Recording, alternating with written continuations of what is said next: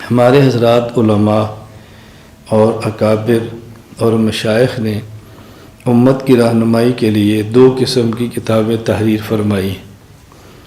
بعض کتابیں وہ ہیں کہ جن میں دلائل بیان فرمائے تاکہ مسئلہ اور مسئلے کے ساتھ دلیل بھی ہو، اور بعض کتابیں وہ ہیں کہ جن میں مسائل لکھے ہیں اور ساتھ دلائل نہیں لکھے، کہ ہر آدمی کے پاس اتنا وقت نہیں ہوتا کہ وہ دلیل کے ساتھ مسئلے کو پڑھ سکے، یا ہر آدمی میں اتنی اہلیت نہیں ہوتی کہ مسئلے کی دلیل کو بھی سمجھ سکے، تو اس کے لیے صرف پھر مسائل لکھ دیتے ہیں، اور ساتھ پھر امت کو ترغیب دینے کے لیے، دین پھیلانے کے لیے کچھ فضائل بھی بیان فرماتے ہیں۔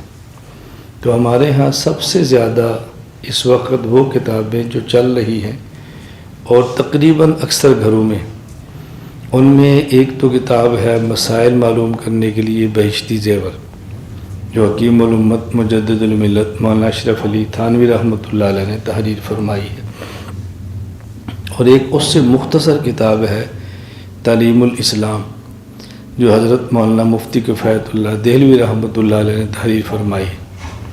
ان نے تعلیم الاسلام کو سوال جواب کے انداز میں لکھا ہے کہ نماز میں فرض کتنے ہیں، پھر جواب، نماز میں سنتیں کتنی ہیں، پھر جواب، یوں اس کتاب کو تحریر فرمایا ہے۔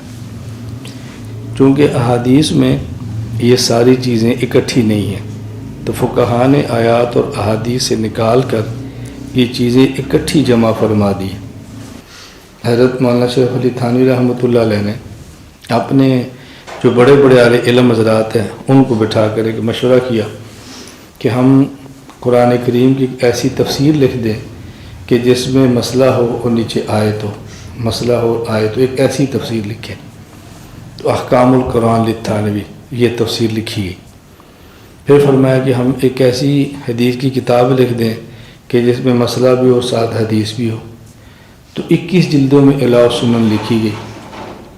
اب یہ تو ہے عربی میں، مجھے آپ کہ جی مولانا صاحب ہمیں مسائل پر کتاب چاہیے جس میں دلائل ہو، میں آپ کو احکام القرآن دے دوں۔ آپ نے کہا جی ہمیں تو نہیں آتی عربی، کیا کریں؟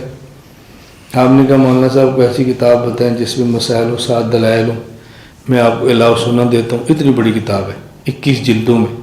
تو آپ کہنا مولانا صاحب ہمارا تو کام کی نہیں ہے، کیا کریں؟ ہمیں کوئی مسائل کی کتاب دے دیں۔ میں کہتا تو اچھا بہشتی زیور رکھیں، اس میں آپ کے سارے مسئلے موجود ہیں۔ تو جب میں نے بہشتی زیور دی اس میں حدیثیں تو ہے نہیں، اب آپ کو مولانا صاحب اس میں تو دلیل ہی نہیں ہے۔ تو میں نے کہا میں نے دلیل والی دی تو آپ کہتے مجھے آتی نہیں ہے، اس میں دلیل نہیں میں نے دی تو آپ کہتے اس میں دلیل نہیں ہے، اب میں آپ کے ساتھ کیا کروں؟ یا تو آپ نے 12 سال پڑھا ہو تو پھر دلیل والی کتاب لے لیں، اور جب 12 سال نہیں پڑھا تو پھر بغیر دلائل کی کتاب لے لیں۔ اس میں حرج کی بات کیا ہے؟ میں عالم ہوں لیکن ڈاکٹر تو نہیں ہوں نا۔ میں کہ ڈاکٹر صاحب ایسا کریں، مجھے نا کوئی موٹی موٹی چیزیں لکھ دیں، اگر سر درد ہو تو ہم کون سی دوائی لیں، بخار ہو تو کون سی لیں، پیٹ میں درد ہو تو کون سی لیں، نزلہ ہو تو کون، یہ موٹی موٹی چیزیں مجھے لکھ دیں۔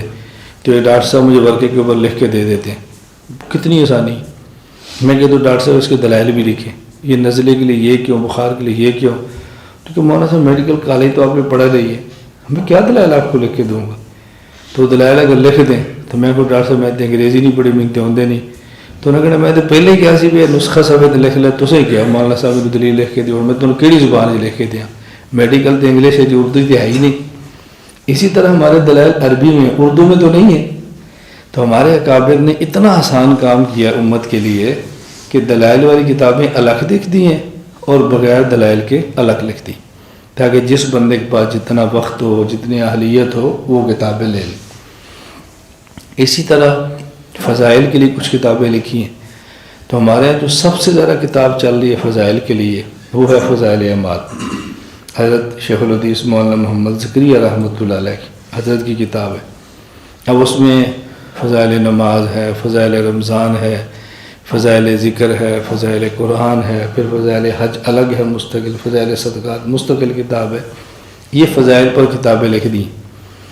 تو جس طرح تعلیم الاسلام سے ہر بندے کی ضرورت پوری ہو رہی ہے، بہشتی زیور سے ہر گھر کی ضرورت پوری ہو رہی ہے، فضائل اعمال سے ایک ماحول بن رہا ہے، تو جب یہ دین کا ماحول بننا شروع ہوتا ہے تو پھر وہ طاقتیں میدان میں آتی ہیں جو اس ماحول کو اچھا نہیں سمجھتی، تو پھر ان کا کام ہوتا ہے کبھی بیشتی زیور پر اعتراض، کبھی تریم الاسلام پر اعتراض، کبھی فضائل اعمال پر اعتراض.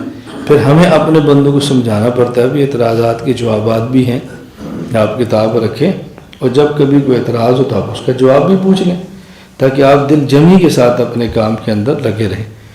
تو یہ شریعت کا مزاج ہے، اس کا قرآن کریم نے بھی اہتمام کیا ہے، حضور اکرم صلی اللہ علیہ وسلم نے بھی اہتمام کیا ہے، اور قیامت تک علماء اس کا اہتمام کرتے رہیں گے کہ مثبت انداز میں دین کو بیان کریں، اور اگر اس دین پر کوئی سوال کرے تو پھر اس کو سمجھائیں، اس کو مطمئن کریں، اس کو جوابات بھی دیں. تو ہمارے ہاں جہاں اور بہت ساری کوتاہیاں ہیں، ایک یہ کوتاہی ایک عام سی چل پڑی ہے کہ اگر کوئی عالم مثبت سی بات کرے تو لوگ کہتے ہیں بہت اچھا ہے، اور اگر کوئی عالم کسی سوال کا جواب دے دے تو لوگ کہتے ہیں اس کی کیا ضرورت ہے. اور جب وہی سوال پھر ہمارے اوپر آتا ہے تو پھر ہم کہتے ہیں یار واقعتاً ضرورت تو ہے، یہ سوال کے جواب تو آنے چاہیے تھے، اس کا تو بہت فائدہ ہوتا ہے. تو اللہ تعالی ہم سب کو یہ باتیں سمجھنے کی توفیق عطا فرمائے.